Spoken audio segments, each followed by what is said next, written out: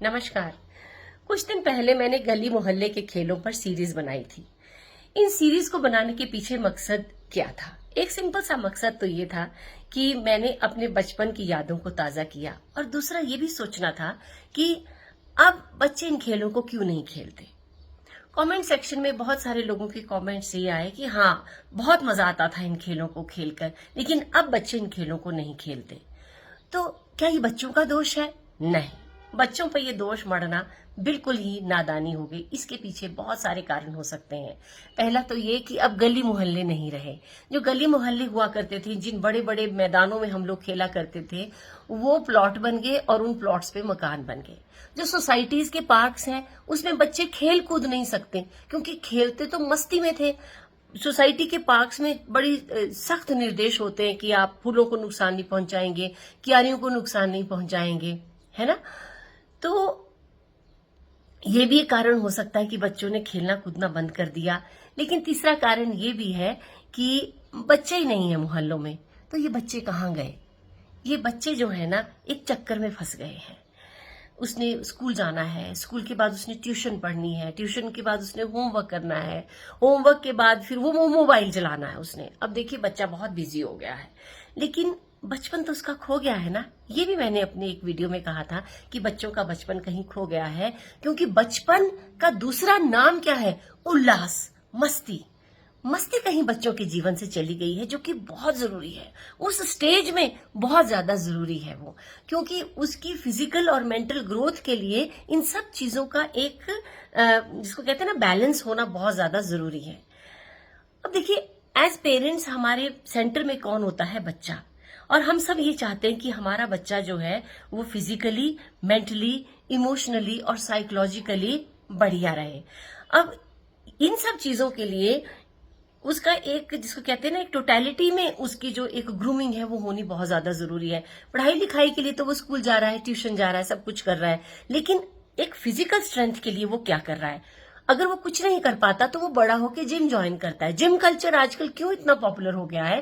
क्योंकि जो physical strength के लिए जो चीजें उसे बचपन में करनी चाहिए थी, वो तब कर रहा है जब बहुत लेट हो गया, जब उसको एहसास हो गया कि मेरी बॉडी में फैट एक्यूमुलेट हो रहा है, मेरी बोन्स वीक हो गई हैं, तो फिर वो जिम जाना शुरू करता है। लेकिन साइंस ये कहती है कि जो बच्चे बचपन में एक्टिव रहते हैं और जब वो लेटर स्टेजेस में जाते हैं, जब उनके टेस्ट किए गए, रिसर्च की गई, तो पाया गया कि जो बच्चे खेलते कूदते थे बचपन में, उनकी जो बोन डेंसिटी थी और जो मसल मास था वो ज्यादा स्ट्रांग था, बजाय उन बच्चों के जो कि बचपन में फिजिकली एक्टिव नहीं थे। तो इन सब चीजों के बारे में विचार तो करना होगा, क्योंकि एज पेरेंट्स ये हमारी जिम्मेवारी बनती है कि हमने इन बच्चों को जीवन में कुछ ना कुछ बनाना है। उसको केवल डिग्री थमाकर पैसे कमाने के लिए तैयार नहीं करना है, उसकी हेल्थ की ओर भी तो ध्यान देना है। तो हेल्थ अच्छी होगी तो बाकी चीजें अपने आप अच्छी हो जाती हैं, बाकी चीजें अपने आप ठीक हो जाती हैं। अब देखो, जब हम बचपन में जब हम गेम्स खेला करते थे, हम कूदते थे, उछलते थे, गिरते थे, उठते थे, चोट भी लगती थी, ऐसा नहीं है। लेकिन इन सब चीजों को सरपास करते हुए जब हम वापस घर जाते थे तो हल्के होके जाते थे, सारी भड़ास ग्राउंड में निकाल के आते थे और फिजिकली और मेंटली कुछ ना कुछ सीख कर ही जाते थे। क्योंकि ये जो गेम्स थी ये टीम में खेली जाती थी और टीम वर्क आपको बहुत कुछ सिखाता है। ये जो बच्चे होते हैं ये एक दूसरे को बहुत कुछ सिखा देते हैं। जब आप अपने प्रतिद्वंद्वी के साथ खेलते हो ना, तो आपको पता नहीं होता कि कब आपका प्रतिद्वंदी कौन सी चाल चल जाए, और उसको काउंटर करने के लिए ऑन द स्पॉट आपने कौन सी चाल चलनी है, आपने कौन सा पैंतरा अपनाना है, जिससे कि आप अपनी जीत को सुनिश्चित कर सकें। अब इसमें क्या होता है, चीटिंग भी करते थे, हम भी करते थे, प्रतिद्वंद्वी भी करता था। मुझे याद है, मैं बिलासपुर में क्योंकि पली बड़ी हूं, तो वहां पर जो चीटिंग करता था उसको हम बोलते थे तूने रोंडी खेला है, ठीक है। और वो रोंडी खेलने वाला तो कभी भी नहीं मानता कि मैंने चीटिंग की है, लेकिन हम उसको बार बार ये बोलते थे तूने रोंडी की है, अब निकलेगा तेरा रोंड का जोड़। और जो चीटिंग करने वाला है वो ये सोचता था कि मैंने तो मानना नहीं है कि मैंने चीटिंग की है, तो लेकिन ऐसा होता तो नहीं है। चीटिंग करने वाला पकड़ा तो जाता ही है, अभी नहीं पकड़ा जाएगा, बाद में पकड़ा जाएगा। चाहे जीवन हो चाहे खेल हो, चीटिंग करने वाला पकड़ा तो जाता ही है। और जब खेल खेल में वो चीटिंग करने वाला बच्चा हार जाता था तो हम लोग इतना शोर मचाते थे कि अब निकला तेरा रोंड का झोड़, अब निकला तेरा रोंड का झोड़, जिसमें कि चीटिंग करने वाला चौकस हो जाए कि अगली बारी जब मैं चीटिंग करूं, क्योंकि चीटिंग करना नहीं छोड़ सकते बच्चे चीटिंग करने, क्योंकि जीतना चीटिंग करूं तो मैं पकड़ा ना जाऊं। उसको ये भी पता होता कि मैं पकड़ा भी जाऊंगा। और हम लोग भी ऐसे ही थे, हम लोग भी सोचते थे कि हम भी चीटिंग करेंगे और हम भी कोशिश करेंगे कि हमारा रून का जोड़ ना निकले। तो ये सारी चीजें जो होती हैं ये आप अपने फिजिकल प्रतिद्वंदी से ही सीखते हैं। और मजेदार बात यह है कि जो आज आपका प्रतिद्वंदी है कल आपका साथी बनेगा, क्योंकि जो टीम्स बनती थी ये मिक्स एंड मैच हो जाती थी। वो कैसे? क्योंकि रोज गेम शुरू करने से पहले, अगर आपको याद होगा, हम क्या करते थे, पुगते थे, ऐसे पुगते थे, और उसमें बाय डिफॉल्ट जो जिसकी टीम में आ गया आपको उसको स्वीकार करना होता है। अब हो सकता है कुछ पेरेंट्स ऐसे कहें कि मोबाइल पे गेम खेल के भी तो बच्चा अलर्ट बनता है, क्योंकि उसमें भी आपको फटाफट अपने जो है वो मूव्स चलने होते हैं। मैं नहीं कह रही हूं ऐसा, लेकिन जो मोबाइल गेम में है आपका प्रतिद्वंद्वी जो है वो वर्चुअल है। वर्चुअल प्रतिद्वंद्वी और एक्चुअल प्रतिद्वंद्वी में बहुत फर्क है, क्योंकि मैंने कहा ना, जो एक्चुअल प्रतिद्वंद्वी है वो आपको इंस्टिंक्टिवली एक स्वाभाविक निर्णय लेने में आपको स्ट्रेंथ देता है। लेकिन जब आप मोबाइल पे गेम खेल रहे हैं, उसकी जीत और उसकी हार का आनंद और हताशा आप अकेले ही झेल रहे हैं।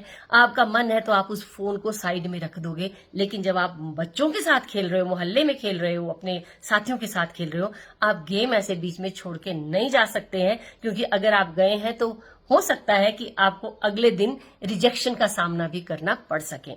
तो माफ करना और माफी मांगना, इसके लिए जो बहुत बड़ा दिल चाहिए, ये हमने अपने गली मोहल्लों में ही सीखा है। अब देखिए, इतना कुछ बोलने के बाद मैं क्या कर सकती हूँ? मैं कोई एक्सपर्ट तो हूं नहीं कि मैं इसका हल ढूंढूं, लेकिन क्योंकि जब मैंने पोस्ट डाली है तो हम इस पे विचार कर सकते हैं, क्योंकि एज पेरेंट्स हमारी ये ड्यूटी है कि हम कैसे बच्चों को तैयार करके आगे भेज रहे हैं। क्योंकि जब आप एक बच्चे को एक पूरा व्यक्तित्व बनाकर, एक अच्छा स्ट्रांग व्यक्तित्व बनाकर निखार के जब समाज में भेजेंगे, समाज तो उसको बेनिफिट करेगा ही, लेकिन बच्चा भी मन ही मन आपको याद करेगा। जो एक मेमोरी ही है हम जो बच्चों को दे सकते हैं कि मुझे एक टोटल बचपन का एक्सपीरियंस जो हुआ है बचपन में मिला है। बचपन की यादें आपने देखा जाती नहीं है, आप जो मर्जी कर लें, जितने मर्जी बूढ़े हो जाएं। मैं भी 60 इयर्स की हो गई हूं, लेकिन मेरी जो सबसे सुंदर यादें हैं, मधुर स्मृतियां हैं, वो कौन सी हैं? मेरे बचपन की स्मृतियां हैं। क्योंकि बाकी का जो हिस्सा है जीवन का, वो स्ट्रगल में हमारा ज्यादा बीत जाता है। याद करते हैं हम किसको? अपने बचपन को। तो एज पेरेंट्स आप इस बात पे इकट्ठे होके जरा विचार कीजिए कि हम ऐसा क्या करें कि बच्चे मिलजुल के आपस में खेल सकें, बच्चा एक दूसरे के साथ कंपटीशन, गेम्स में कंपटीशन करके एक अच्छा इंसान बन सके, एक स्ट्रांग इंसान बन सके, फिजिकली स्ट्रांग बन सके, मेंटली स्ट्रांग बन सके, ताकि कल को वो एक स्ट्रांग सिटीजन बन के इस देश को संभाले, आपको संभाले, अपने सामाजिक कर्तव्यों को संभाले। बस इतनी सी बात मैंने आपसे कहनी है।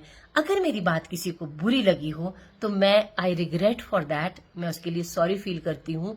बाकी आप समझदार हैं, you are the best planner for your child's future. आपसे बेहतर और कौन हो सकता है जो बच्चों के लिए डिसीजन ले? मैं तो केवल सुझाव देने वाली हूँ, उसको एक्सेप्ट करना या ना करना ये आपकी अपनी फ्रीडम है। Thank you very much.